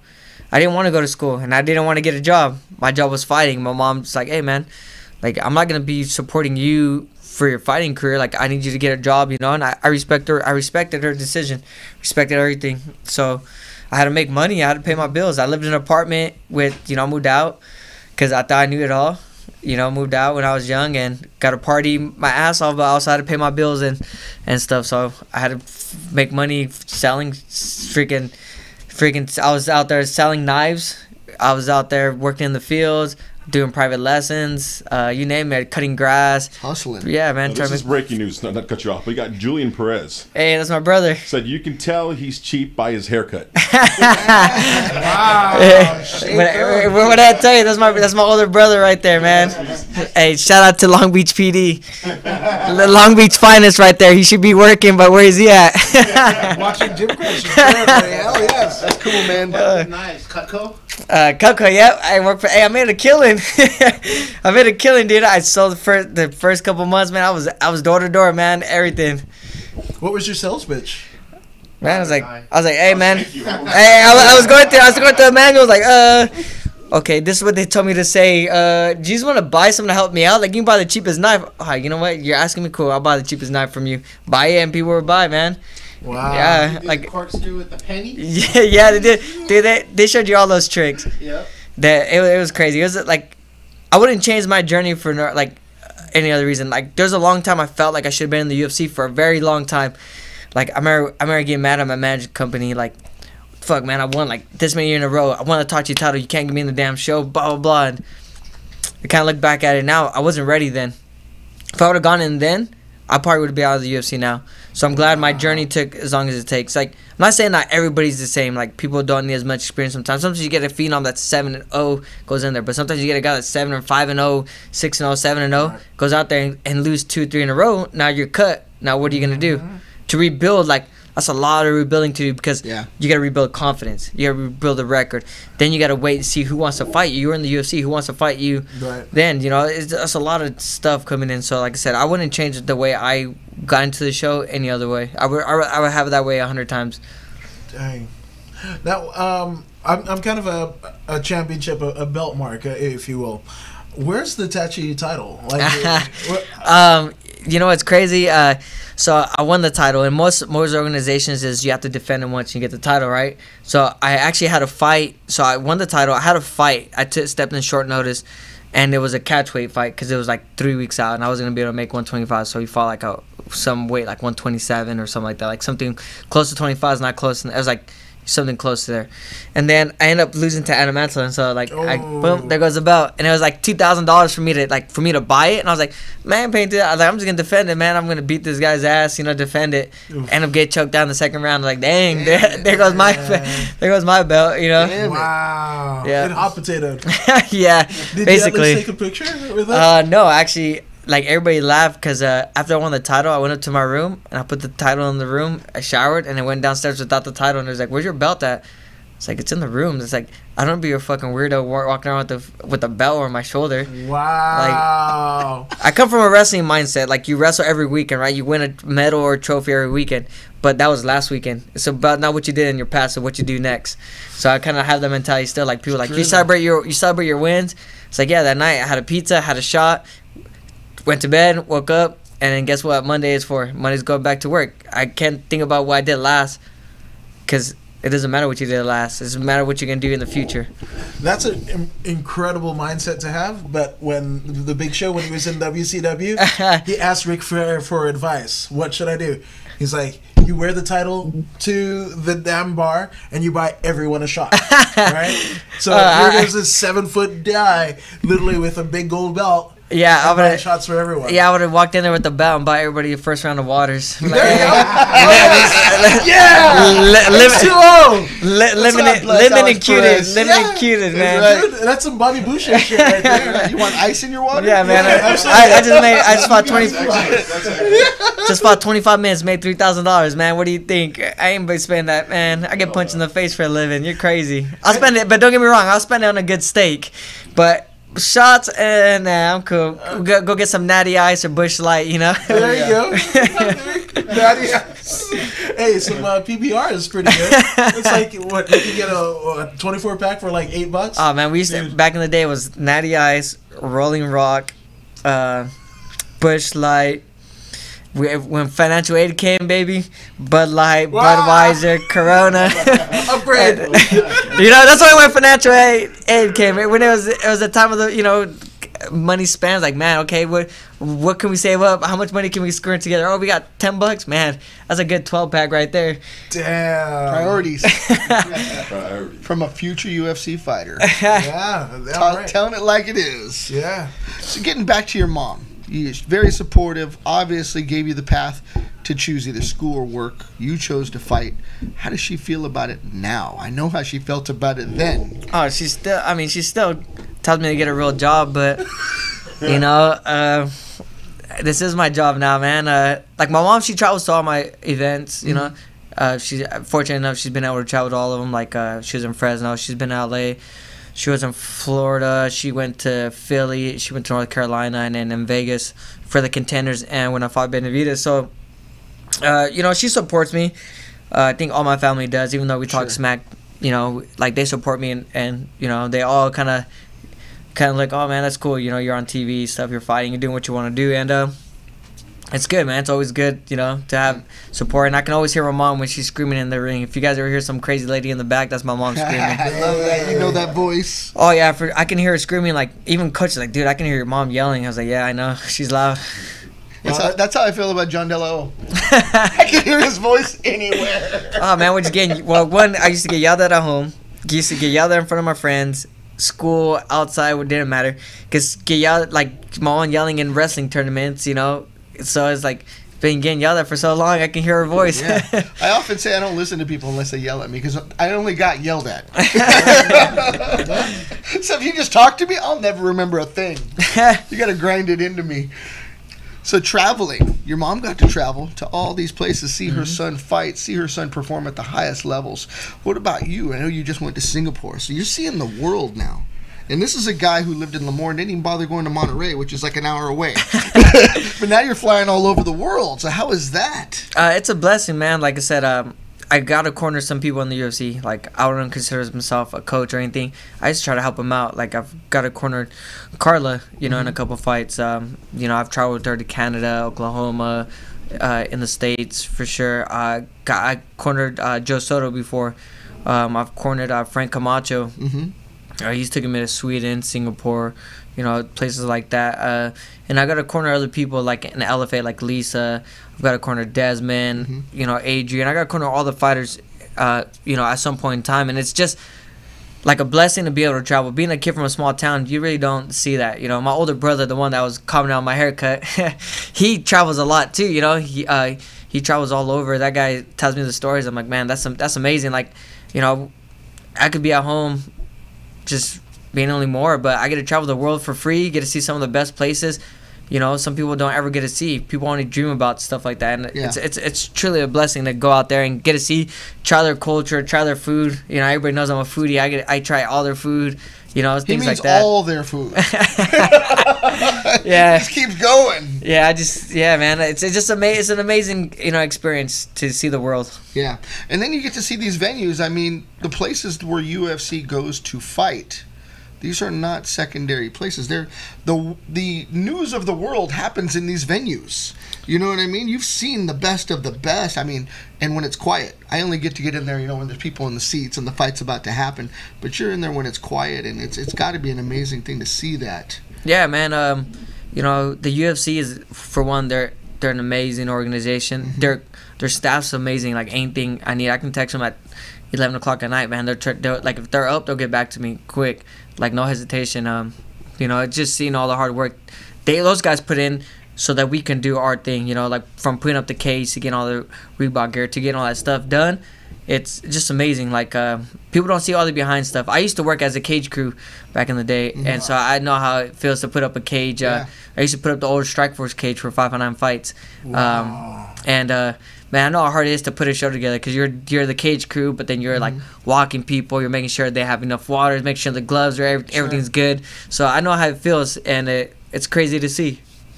Yeah, and you got to make sure fighters are where they are, where they're supposed to be, when they're supposed to come out. There's a whole there's a communication thing that happens with fights that people don't understand. Oh, yeah. To put the show on, because at the end of the day, it's a show. Yeah, usually You know? once the show, like before the show is stressful, once the show starts, it kind of like slows down. Like Yeah. everything kind of flows.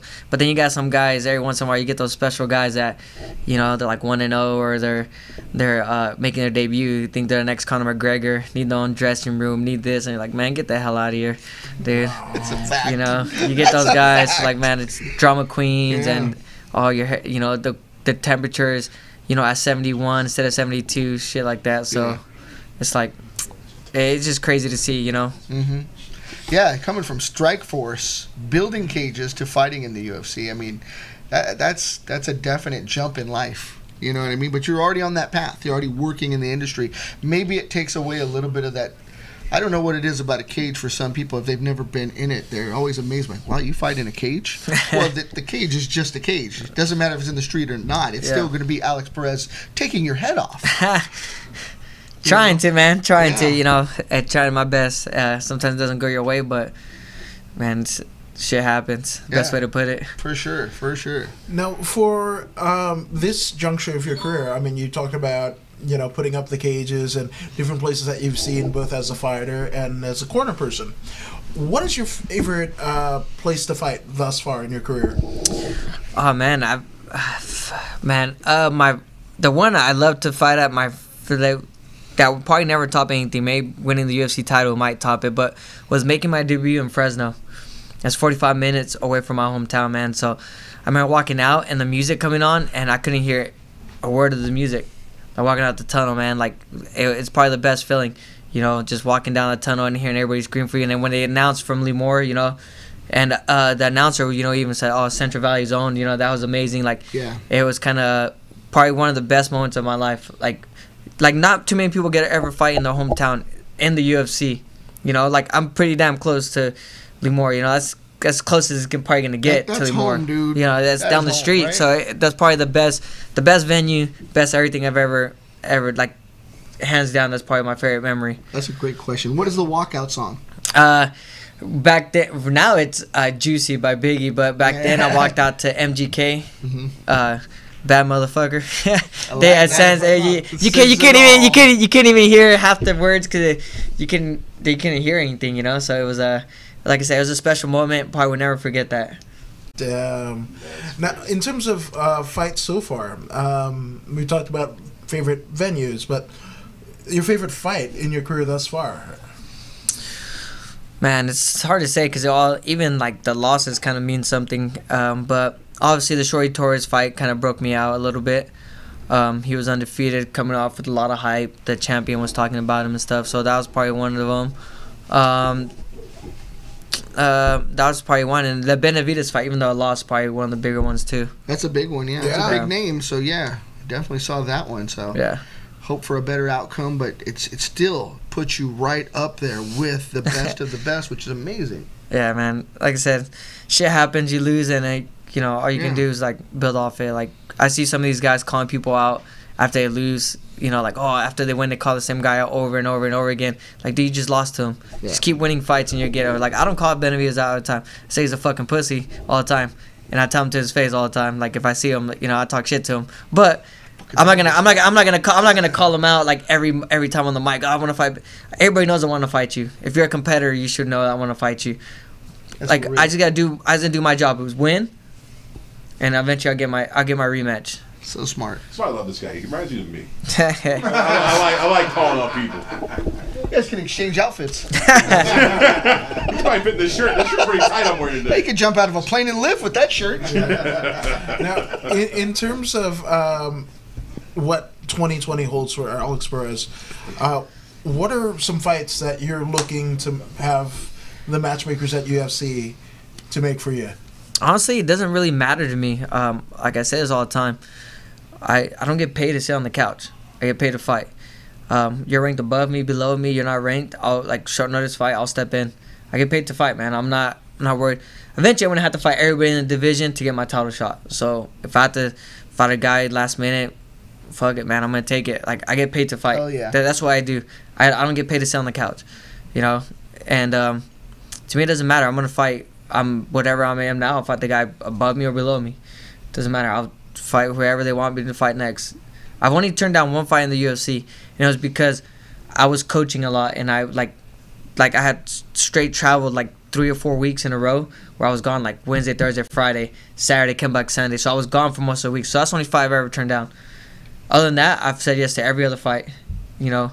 And I told him, I was like, if you give me more time, I'll take this fight. But they're looking for a guy to fight him in that card. They ended up moving that guy to a different card, and he fought someone else. But yeah, I'm like, I don't turn down fights, man.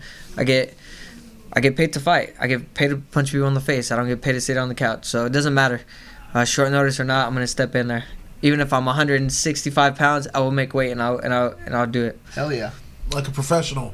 Hell yeah. Hell yeah. No, this guy likes to eat. So when he says that, I know he means business. Yeah. You know. What's the record you hold for punches in a fight? Oh man, the Shorty Torres fight was something like 100 and something in like 3 minutes. It's a lot of firepower. Wow. Right? It all comes back, man. It all comes back to my team, and it all comes back to Corey getting me in shape and coaching wise and just all that, you know, all that putting together was just the perfect night. You know what I mean? There's nothing could have gone wrong that night. I always tell people, it just comes down to who's better that night. You know what I mean? You fight 10 times, you don't know what's gonna happen. Just who's better that one night for those 15 minutes. Whoever's better, whether it's last 2 minutes, 15 minutes. 25 minutes, whatever you're fighting, but it's whoever's better at that time, that day, that time, that venue.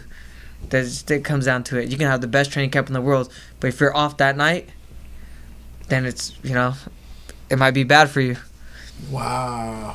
And that kind of feeds into that wrestler mentality that you kind of had growing up, where you're only as good as your last tournament. Yeah. Right? And what you did then. Well, yeah, I think wrestling helped me because I've had some horrible weight cuts in wrestling. Like, when you're at high school, the coaches tell you to diet, stuff like that. You're like, whatever, I'm going to eat whatever I want. Like, we used to have this place across the street called Beto's. Mexican place, get these carne asada fries, eat those every day for lunch, and then, like, you're cutting weight, like, on a Thursday night. Like, how much you over? Like, I'm, like, 8 pounds over. You're, like, running your ass off, drilling, doing stuff like that.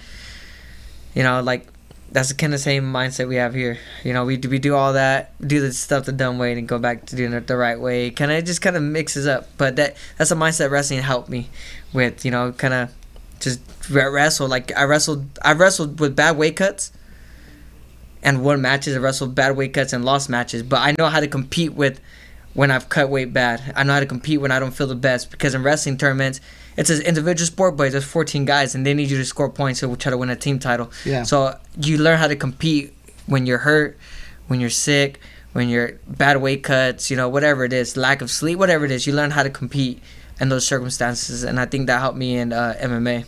Wow. That's for sure. That's crazy. Now, in terms of the training room at Team Oyama, who are your favorite training partners? Do you have some? Oh, I hate all my training partners. But I'm kidding. But some of the guys I like to work with, man, I like to work with all of them. It's because we're all different styles. Like, you guys had Gianni here. I love that kid. The guy's a grinder, man. He comes forward. Absolutely. He's good everywhere. He'll try. He's not good. Like, he's not good at something, or he's like learned something. He'll still try. He don't care. Cheeto Vera, man, one of my main training partners. Love training with that guy. Always has a gas tank. Always comes to train. Like when we train, it's good training. Desmond Torres, same thing with Desmond. Desmond's one of my main training partners for most of my camps. Kid's an amazing wrestler, amazing on the ground, good on his feet. He's coming off a tough loss on the Contenders, but like, kid's good, man. He'll be in the show for sure.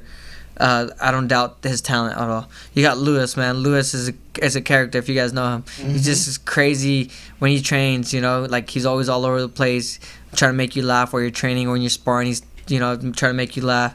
Then you got Yuma. Yuma, I call him my Japanese son. I met him when he was like 18 years old, and the kid came from Japan, and that kid's crazy. He's funky. He just fought in LFA, Just watched him fight, yeah. Split decision.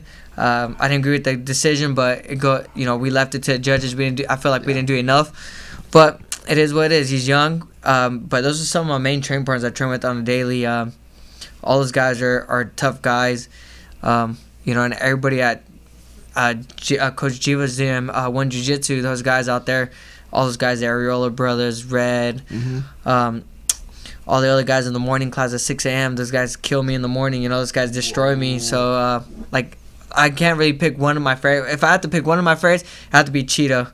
because we talk crap to each other, and we've known each other the longest, you know, and we've kind of we're like brothers, so it's always fun training with him. But all my training partners are mean a lot to me. That's incredible, and it fosters that family element, you know. Oh yeah, it's fighting with your family essentially. Yeah, man. I hang out with Cheeto all the time. We'll text, we'll call, we probably talk on the phone maybe once every other day. When we see each other every damn day, even on our days off, we hang out.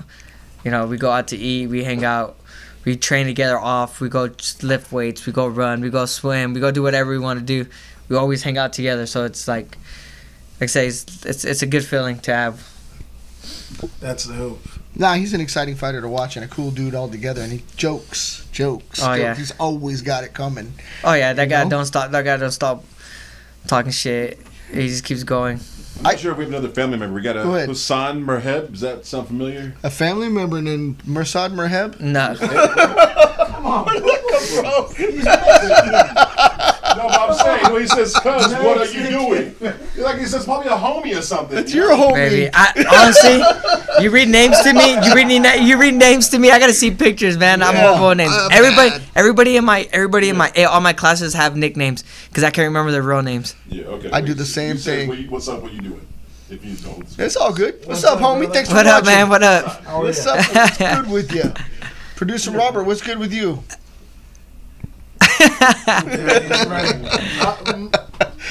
There it is. Yeah, make sure you subscribe to us. Make sure you hit the like button. Make sure you share the link with other people. We want people to know Alex Perez's story because that's why he's here. And it's definitely a cool one, a unique one. And his perspective as a UFC fighter is an amazing one in that he's so gifted and still so grounded that I don't hear that every day. And just loves his team. And Joey's got something for us. What's up, Joe? All right, well, we got Julian chime in again. He says, ask him, hold on, my glasses on correct.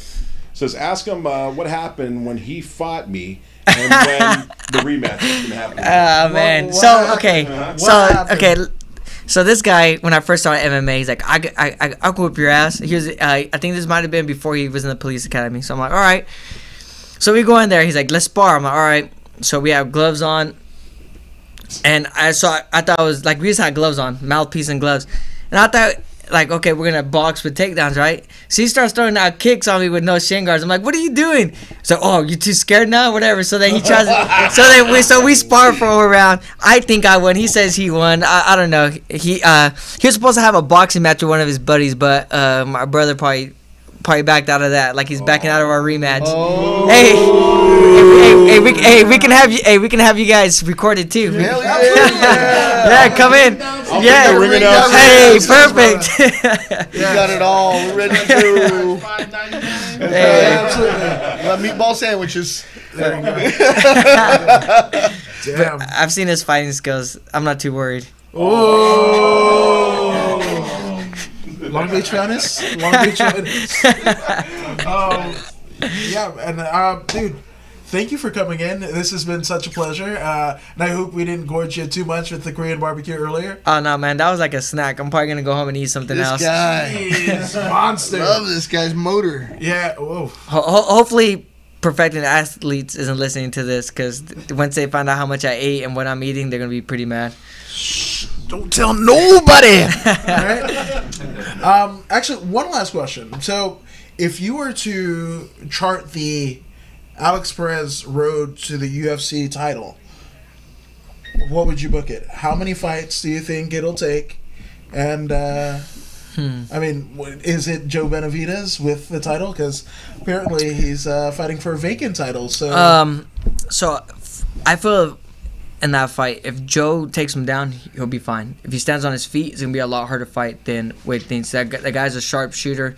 He doesn't throw that many numbers, but when he throws, he lands. He's pretty accurate. So if Joe takes him down, I think he wins. If he stays on his feet, I give it to the other guy. I think in our division, it's just hard to say, man. It can be one fight, it can be the next fight, it can be 3 fights, it can be, if everything goes well, I'm thinking 3 fights, I get my title shot, probably. I'm hoping to get 2 or 3 more fights in this year, but if not, next year. And then if it's Benavidez or not, I don't know about that, but we'll get a rematch for sure, definitely, with the title or without the title. There'll be a rematch between me and him for sure. Cool. Damn. Like to hear that. Want to do another shout out to our sponsors? Shout out to Once again, Our Life CBD and that amazing massage tool, Compex, man. Hey, I'm just saying, man. That thing got me put it to my chin. That thing felt good. It's Titty Committee. That was a direct quote. It's titty move. That's what he said. This thing's growing under there, man. You got to use that. Dislodge. Yes. Social medias, where they can find you on your social media, guys. Let's go with me, Dondo the Gym Crasher on Instagram and John Dondo on Facebook. Alex Perez. You can find me on Facebook, Twitter, and Instagram. Alex Perez MMA. Keep it simple. Keep it real. And I'm According to Woods on pretty much everything.